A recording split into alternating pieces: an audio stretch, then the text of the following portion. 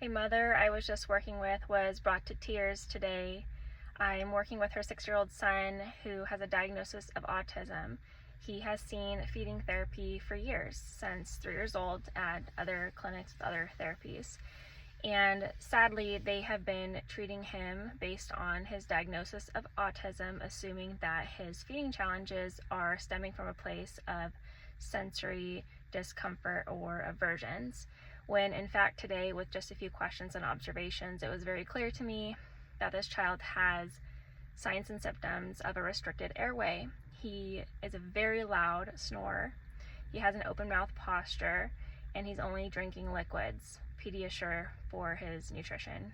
And he has a history of ear tubes, chronic illness, and ear infections, all pointing to signs that he could have swelling of his adenoids and his tonsils from mouth breathing.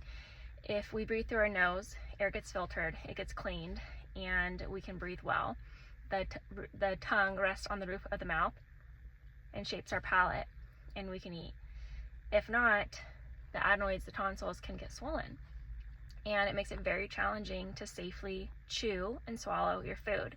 It's kind of like chewing and eating when you're sick with the flu and your throat's sore and you're congested. It's really hard to breathe. It's really hard to chew and breathe. And sadly, this is what this child's been dealing with. And because of his diagnosis of autism, it has been overlooked and overseen by clinicians and professionals, assuming that his challenges with picky eating are because of a sensory problem, when really there's something bigger going on here. Because he hasn't eaten food in 3 years, there's also a lack of ability to use the muscle of his mouth, like using his tongue, moving it left to right, elevating it, and chewing. So yes, we will be addressing that in therapy, but in the interim, he needs to see an ear, nose, and throat doctor to address and assess his airway.